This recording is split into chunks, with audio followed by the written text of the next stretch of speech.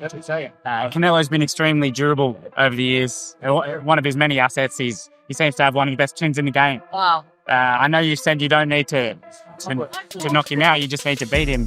But do you feel like you can hurt or even stop him? Well, anybody can get hurt. Anybody can get, knocked out. I don't put it past nobody, but I'm not going in there looking for it. I just want to know what number makes sense for you. What's fair? I got $10 million for that fight.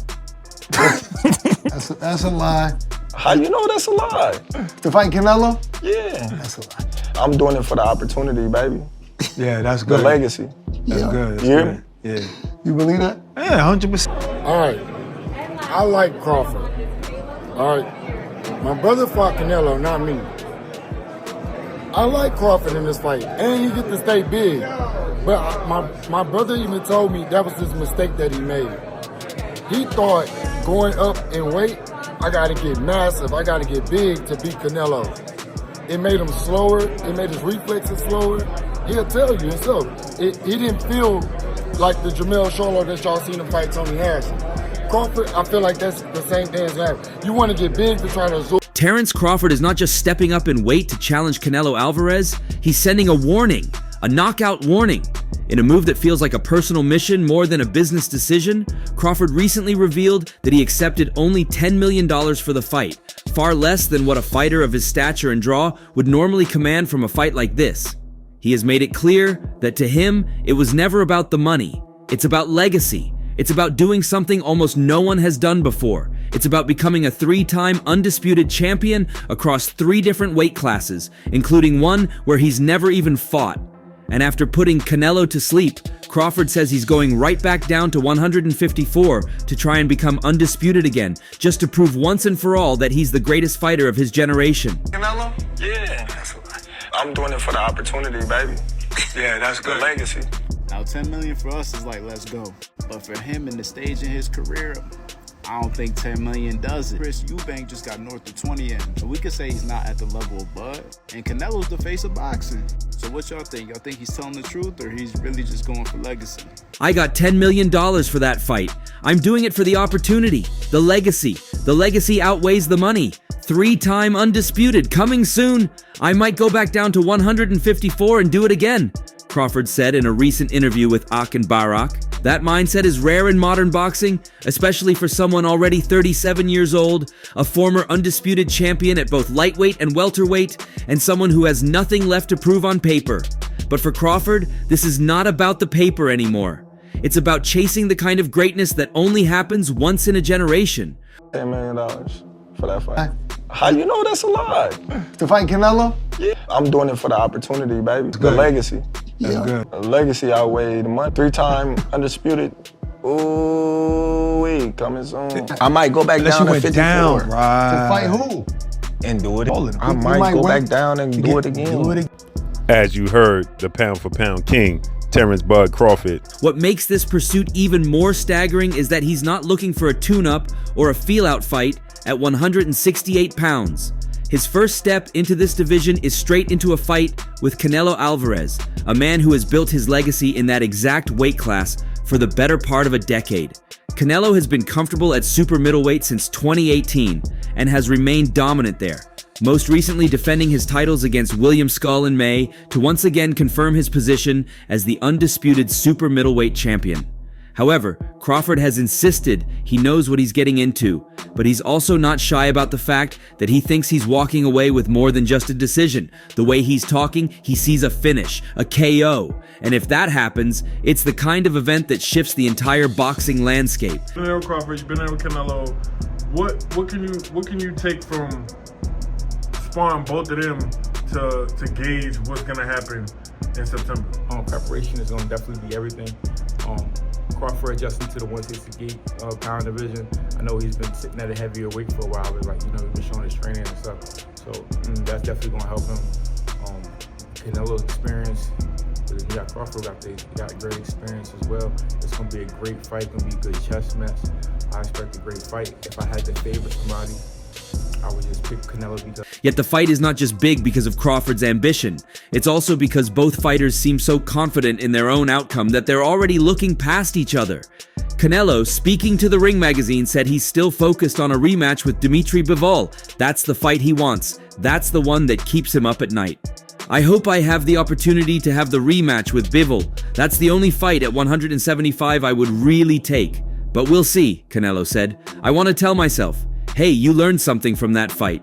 What things you don't need to do again? I have that thing in myself which says, hey, you need to show that you're a better fighter than him. I'm just proud about fighting here with my people and bring this kind of fight for them. They deserve it, and it's more than I expect. Yeah, that's my goal this year. But you know, if that fight don't happen, we'll see. But that's my goal this year. This suggests that in Canelo's mind, Crawford is more of a stop along the way than a serious threat. But that's the kind of miscalculation Crawford seems to be counting on. Both men, oddly enough, appear to believe they are the ones with nothing to prove. And that can only lead to fireworks once they finally meet in the ring. The September 13th date is already generating buzz, though the exact venue hasn't yet been confirmed. Canelo was asked recently whether the Allegiant Stadium in Las Vegas was still under consideration, and he replied, "We're still working on that, but we're going to make sure everything is the best." Be able to do it. What if Crawford's listening to this or Canelo's listening? What do you tell them about their fight? Whoever wants to win will win. You know what I mean? I'm not being funny. Whoever wants to win will win. The will overcomes everything. That's how you do it. I appreciate you. Great seeing you so much, and keep doing the good work. Boxing insiders have not been quiet about their predictions, and they are split on what will happen. Former world champion Tony Bellew gave a bold prediction when asked about the matchup, stating, "Canelo likes to wait. It has to be all at Canelo's rate and pace. He's not going to get that way with Terence Crawford. I just think Crawford will outwork him and will potshot him, and I think he will win on points. I get why Canelo is the favorite, but all good things come to an end. And by the way, if I'm wrong and Canelo does defeat Terence, and he's the first man to beat him, he deserves so much credit. I will give him all the credit in the world because no one's been able to figure out Terence Crawford yet." I feel I got the speed over Canelo. I got the reach over him. He might got the size, the power. I got the better skills, boxing skills. Would it be more of a cat and mouse? The reality is Canelo does put people out, from Kirkland to Amir Khan to just... Don't do obviously, I'm just saying, man. No, but he's not. Kovalev was older. And he does. Don't get me wrong. He does have a lot of power, but all those guys that you name is not as skillful as me. I'm sorry. No disrespect to none of those fighters. The skill level is not. That's the general tension surrounding this fight. Crawford has never been beaten. No one has solved the puzzle. Not at 135, not at 140, not at 147. And now, for the first time, he's skipping an entire weight class and trying to do it again. Meanwhile, Canelo has only 2 losses. One to Floyd Mayweather early in his career, and one to Bivol in 2022, and otherwise has looked near unbeatable, especially at 168. There's a clear edge in weight, experience at that weight, and overall comfort for Alvarez. But there's a hunger in Crawford that you can't manufacture. There's no way he beats Bivol. Do we see the same result in your honest opinion, Oscar, or do you think 100% Canelo can beat a Bivol? Yeah, there's no way he beats Bivol. There's just no way. I mean, styles make fights, and as much as I would want to see a Mexican win inside that ring, a national hero, there's no way he beats Bivol. Caleb Plant, a man who shared the ring with Canelo, has offered a more neutral assessment. "I'll give him a shot. I don't know who wins, and honestly, there's weight classes for a reason, right? But at the same time, Terence is a special person with special abilities, special mental fortitude, special strength," Plant said. He didn't pick a winner, but he emphasized the one quality everyone seems to agree on when it comes to Crawford: he's different. He's obsessed with discipline, and he fights with a chip on his shoulder that doesn't fade even after achieving the highest levels of success. Terence is not a regular guy. You know what I'm saying? He's special. And, Canelo, he's a top-notch fighter, world-class fighter. Still on the pound-for-pound list, I'm sure towards somewhere near the top. And it's exciting. Terence is freakishly strong. He can punch. He's got good crack. He can fight from both ways. Orthodox southpaw. He can fight at mid-range, close range, outside, and he can fight going both ways. So it's exciting. It's exciting. It's a big question mark. Plant added, I feel like this Crawford-Canelo matchup will be a lot more fan-friendly. Bud's not going to be running around the ring for 12 rounds, I can assure you. That's not in his blood, and obviously not in Canelo's either. So I think it's going to be a fan-friendly fight. If that's true, the fight won't just be historic. It'll be entertaining in a way that high-level boxing sometimes isn't, when both fighters are too cautious. With both men so confident, and both feeling they have something to prove even when they've done more than most fighters ever will, the chances of a slow, tactical chess match go down. Instead, it may turn into a battle of wills. What about Crawford? Do you think his chances got better, at least the way how you were seeing things heading into his last fight with him and Skull? I think it's a stylistic matchup, you know, and William Skull don't fight nothing like Terence Crawford. So we're not going to see the same type of fight come September. I think we're going to see a great fight, real good fight. You and Terence have always had like a good relationship, but if he makes Canelo come off the title. Not everyone sees it going Crawford's way though. Sebastian Fundora was blunt when asked about Crawford's chances. I don't think so. This guy is more comfortable at 168, Fundora said. He's been fighting at 68 for 4 or 5 years now. Fundora's analysis went beyond just weight comfort. He noted that Crawford has only fought once in the past year and will turn 38 by the time he steps in the ring in September. We saw the decline in Crawford in his last fight against Israel Madrimov the previous year. He did not look like the spring chicken that he once was. Age had kicked in. Do you think Crawford beats Canelo? I don't think so. I don't think so. Why is that? Why do you? This guy's more comfortable at 168. He's been fighting 168 for 4 or 5 years now. Crawford's a great fighter, but we'll see. Boxing, anything can happen. Did it look like Canelo was slowing down against Skull? No, I think it's just something he's uncomfortable with. 2 of boxing's biggest stars are on a collision course. May 31st, they'll show out. He continued, pointing out that Crawford skipped the usual process of a tune-up fight at 168, and that doing so may leave him unprepared for the demands of that division. Put Crawford in with a fringe-level fighter like Bektemir Melikuziev, and he might lose, he said.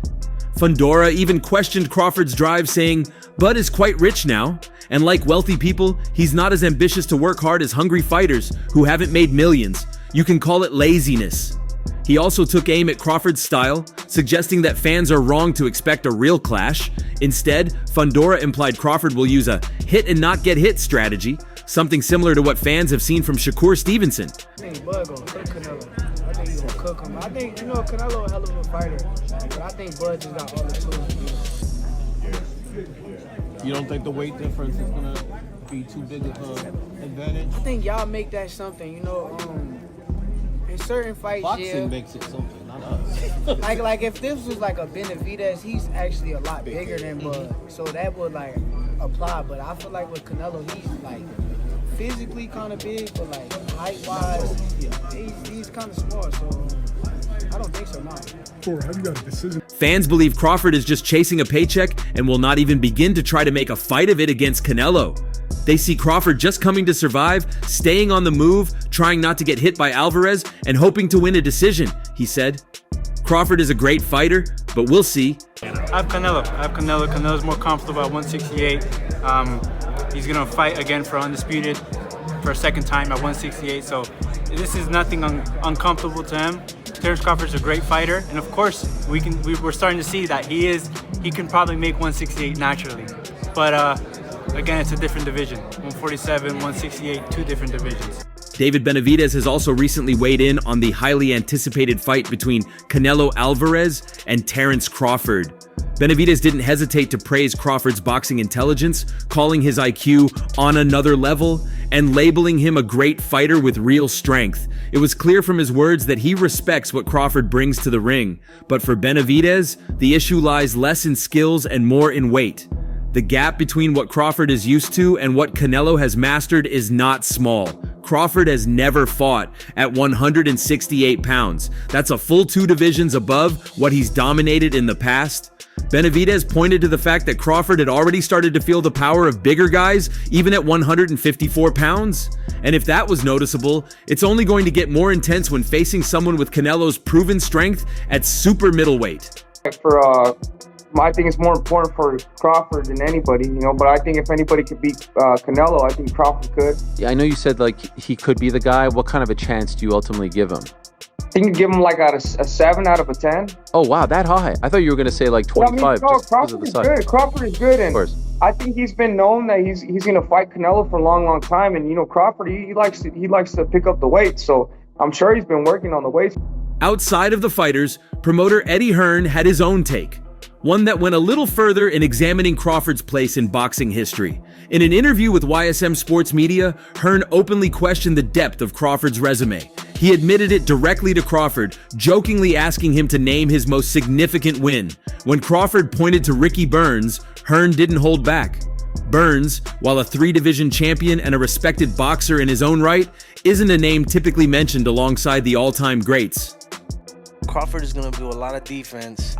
Now, if he pulls off that win, dude, that's going to be one of the most biggest upsets of all time for this dude to go up that many weight classes. And now I do think that, you know what I'm saying, he's going to get his little shots in as far as, you know, finessing and all that, because his hands are definitely way faster than... Hearn's argument was that Crawford never really had access to marquee names during his rise.